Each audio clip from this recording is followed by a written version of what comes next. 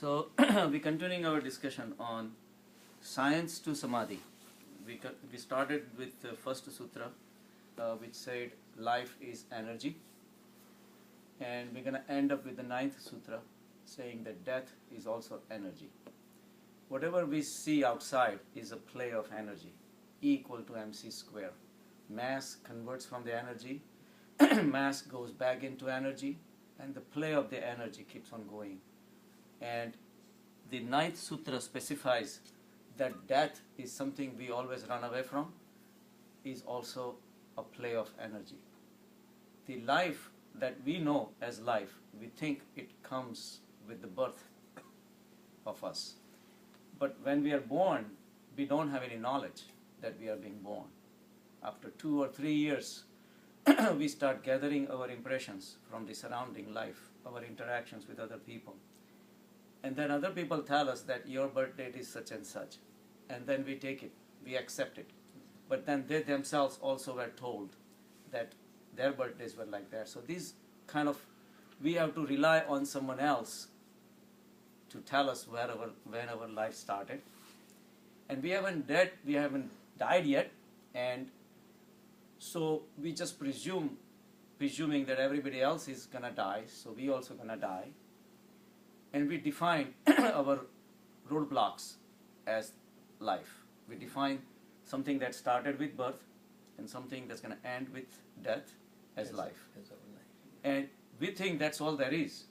And because of that, our attachment to whatever we got is so intense that wherever we are so-called living, we try to grab everything, we try to enjoy everything, we try to possess everything, not knowing the life is much bigger than that. Something that always existed before you were born, and something that existed even after you're going to die. Your existence as a mass does not come to an end with the beginning of the mass and ending of the mass. Energy was before that. During the time when you are a mass, the energy was part of you. And once the mass becomes non-visible, non-manifest, the energy component that's going to be there after that is something that's going to be perpetual. And that's our true existence. That is real life. Life as we know life is not, that's all there is. So, and this is our chance to know, visualize, and experience our state, which always existed before so-called we are born, and so-called after we have died. So the real birth is not the birth of the body or the matter. The real birth is the birth of our inner psyche. When we start realizing that what we know and whatever our limited finite existence is not, that's all there is, and we raise our to the spiritual level, that is our true birth. That is our second birth. So we call that Dvij. Dvij is twice born. So that's what in Sanskrit, the Yudhishthir was considered the best among the twice born. That is the meaning of twice born. Once is your physical birth when you are born, but the spiritual birth is the real birth, because that ultimately connects you to the Paramatma.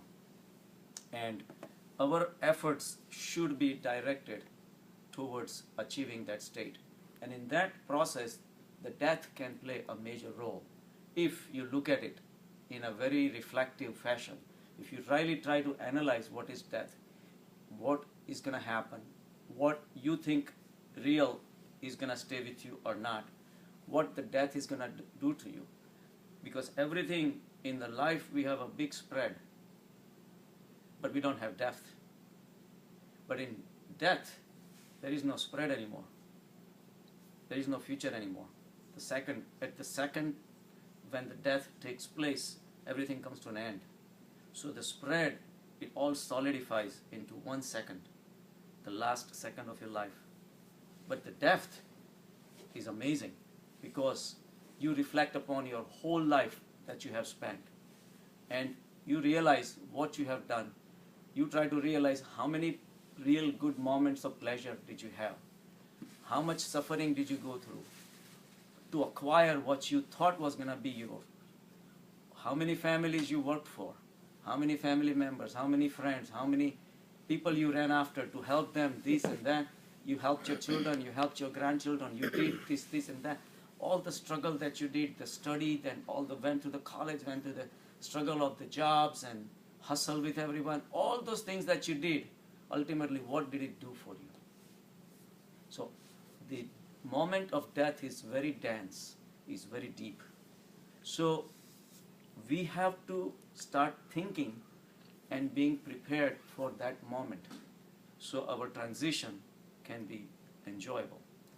And the only time death is going to be painful if you are attached to the life that we call life. We celebrate birthdays because we think birth is enjoyable. We think life is enjoyable. And because we think life is enjoyable, death becomes painful because you're going to lose everything that you have and you don't want to. So our attachment to the life makes the death very painful. So what happens is we keep on celebrating all these things. We go to each other's birthdays and we buy the birthday flowers and birthday cards and greetings and all those things. And then when it's your birthday, the same people come to your birthday, and then it just goes on and everybody's looking forward to next birthday. It's going to be in the group, and then we're going to attend that birthday function. Ultimately, we don't really do anything. We keep on going in a circle. We keep on wishing each other. We think that our wishes are going to come true. It never comes true. Whatever is going to happen is going to happen anyway. And yet we want the guy to live 1,000 years and jiyo hajaro saal. All those things we know are fake. And yet the death is real. Death is real. It's going to come. Like I gave the example of Bhagavad Singh when he was going to be subject to be hanged to death during the revolution in India, right? And him and his friends were locked up. And they couldn't talk to each other, but they were locked up in their individual cells. So every morning they will knock on the door to communicate that I'm still alive. And all of a sudden, in the whole jail, the pleasure will spread that, oh, everybody's alive, and let's wish to God that we have more days to live. And well, what kind of life is that? That's life that is guaranteed to come to an end. If not today, tomorrow. If not tomorrow, day after tomorrow. But the death is certain. That enjoyment is a silly enjoyment. That's not the real enjoyment. If the life started with the so-called birth, and if it's going to end with the so-called death, the life, if we really like it, it should be showing up on our face. We are not dancing. We are not smiling. We are not joyful. Anybody you look at it, everybody's looking at the watch, drinking coffee, running to Manhattan, grabbing the bus, grabbing this, grabbing that. Oh, I have this and I have that, and I have this stress and that stress. And as if people don't have enough of their own stress, they watch TV, And then I had one patient yesterday. She's a chiropractor.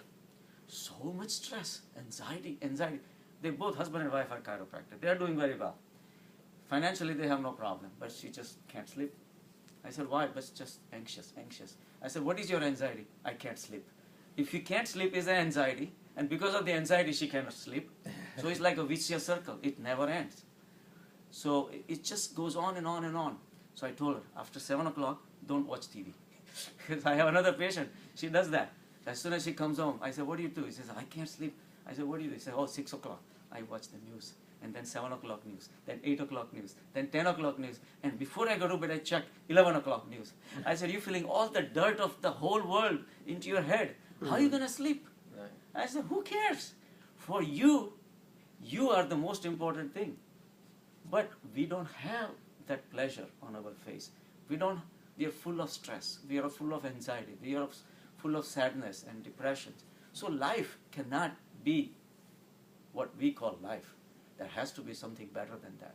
And we have not known that element which is true life. Otherwise, we would have a lot of more pleasure in our life.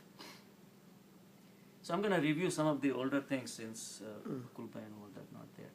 We cling to life. The Patanjali calls that abhinivesh. We went through that before. There are 5 kleshas.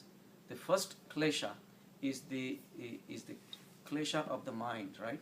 The fifth klesha, the first klesha from the other side is clinging to life. We think that life has all the answers for us. If I want X amount of money, what I'm going to do is I'm going to work hard and I'm going to try to get something. If husband and wife are married, they want wife to give them pleasure. Wife wants husband to give them pleasure. We're always begging. We're always looking for things from life. And that is our first mistake. That we think the life is going to give us something. And that is our mistake. And the reason for our mistake is rag and dvesh. These are the two other kleshas. The rag is attachment and dvesh is hatred. So why do you think the life will give you something? Because the life has to offer something that you like. If I like a candy, I'm going to take my car, run over to the supermarket and pick up the candy because I know the candy gives me the pleasure. So, because I have rag towards the candy, I have attachment for the candy. At the same time, if I don't like something, if I don't like somebody, I try to escape from it. So that's again dvesh. So my running is centered around the life. If I like it, I'll go towards it. If I don't like it, I'll walk away from it. But I'm still thinking the life is real. And that is our mistake. That's like if I sit down and decide today that when I go to bed, I'm not going to have bad dreams. You don't have any control. Dreams are dreams. At the same time, if we get a good dream, we cherish it and enjoy it so much that we keep on remembering for days and days, oh, I had such a great dream. For us, dreams are real, and that's stupidity. And yet, we keep on doing it. And if somebody does it, fine. As you grow older, you come out of it. As a child, we believe the dreams are real.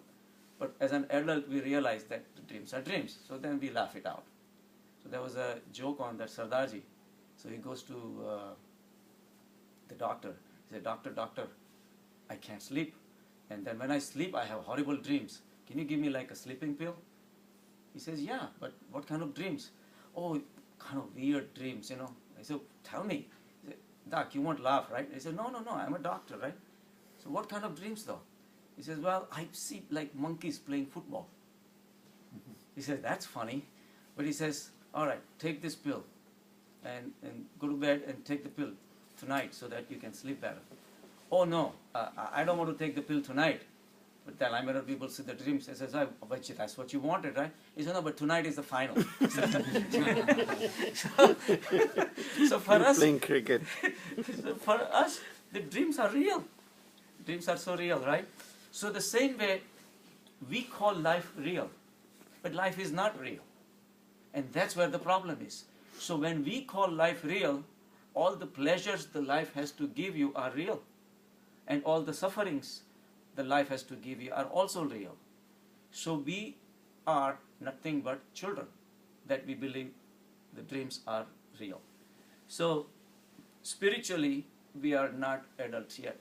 Spiritually, we have not lifted ourselves yet. That's why we have rag and the dvesh. If we thought the life is not real, then whatever happens, why would it bother you? If you have a bad dream, you don't care. You wake up in the morning, you brush it away. If you had a good dream, you enjoy it for temporarily and then say, okay, it was still a dream, whether you win $1 million, but it's not real. So we know the dreams are not real. The same way, when your spiritual upliftment takes place, you realize the life as we know is not real. But that is our mistake. We call it real. And that's why we have suffering. So Patanjali divided into 5 kleshas. The first klesha was abhinivesh. Abhinivesh means clinging to life. And the reason he described as the second and the third klesha is rag and the dvesh. So because of the rag or the dvesh, either way the life is real. Whether you're running away from something bad about life, you still consider life as real. If you did not think the life was not real, you will run away. It is what it is. You will accept, right? So And then he goes into the further discussion. So why do we have rag and dvesh? Because of our ego, asmita. Asmita means asmi, I am, I amness. I define what I am.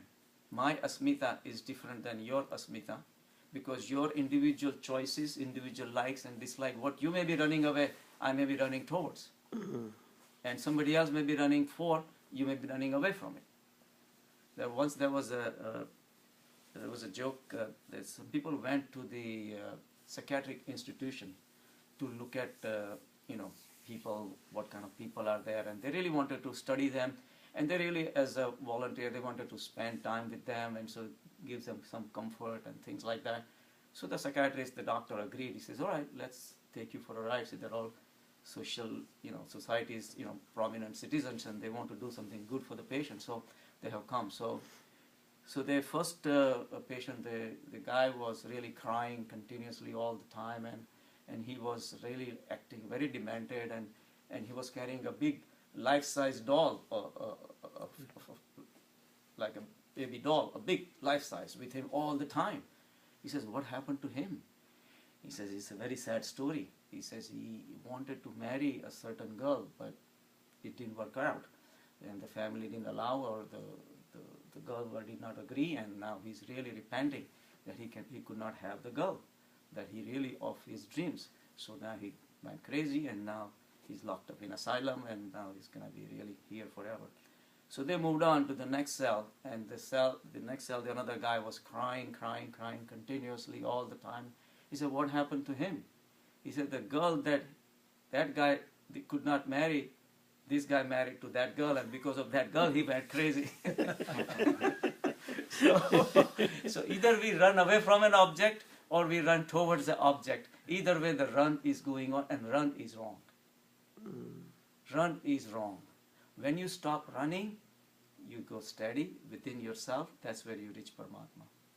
So rag and dvesh defines our behavior in the world.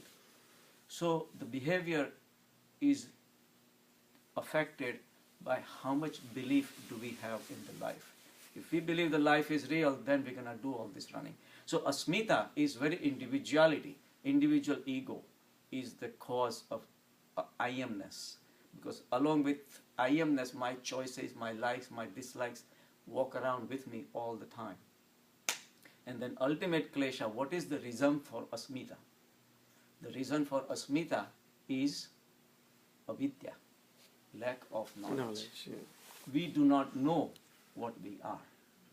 Once we know what we are, asmita will disappear. Correct. Along with asmita, raga and dvesha will disappear.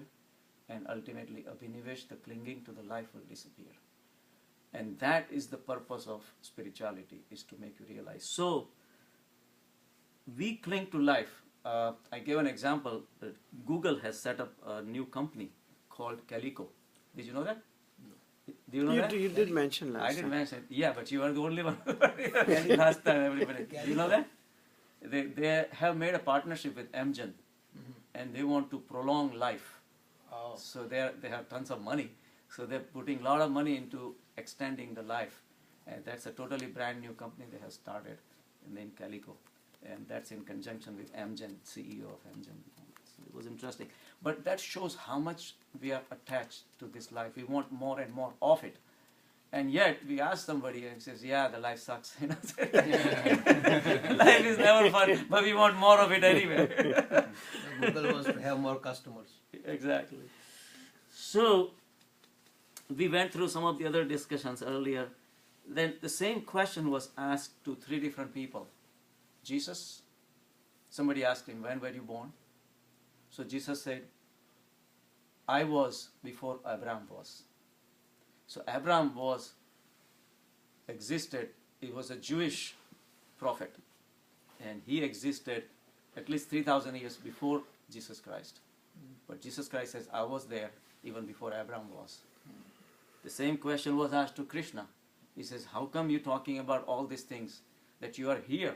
How could he have been in the before? Krishna said, I have been here so many times. But he says that I taught this imperishable yoga to Vivaswan. Vivaswan is son. And the son taught to Manu. And Manu taught to Ikshvaku. And that's how it's been coming through generations. So this is not something new. Krishna says, I am the owner of crores of universes, more than you can even imagine. So Lao Tse, a Chinese philosopher, they asked the same question to him also.